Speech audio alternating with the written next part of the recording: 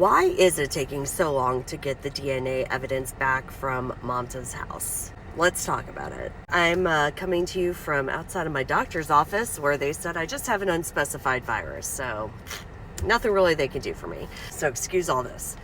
Okay, so first off, before I get into this, I do want to shout out this creator because he's doing a lot. I've tagged him in the description too, so you can go check it out. He's also local, also covering Mamta's case, but unlike me, he actually speaks Nepali. So if that's helpful for you, definitely go take a look at what he's been doing. So it's not strange at all that we don't know about the blood evidence yet in terms of the DNA results for a couple of reasons. One, they take several weeks to come back. Like, that's just normal. Now, I don't know the exact turnaround time for this particular lab because, trust, I did actually try to find out, but since I'm not connected to the case, they just told me to buzz off.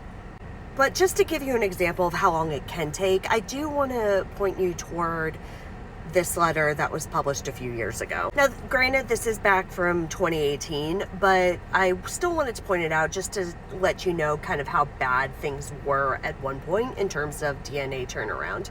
So if you look at the top of this, it says as of January 1st, 2018, they had an average turnaround of 179 days. That's an incredible amount of time, and we're nowhere near that in this case.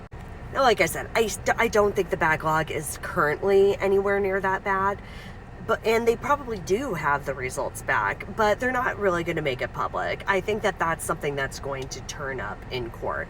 So, for instance, at Naresh's initial hearing, that's when we first heard about the fact that they had found blood evidence, both that was visible to the naked eye and using Blue Star technology.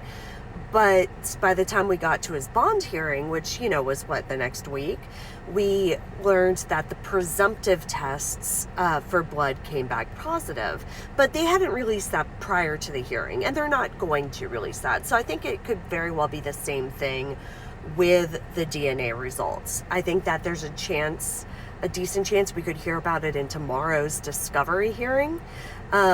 But they're not going to just come out and say anything. I think we really need to wait for hearings. So maybe this one on the 13th or perhaps the one on the 16th.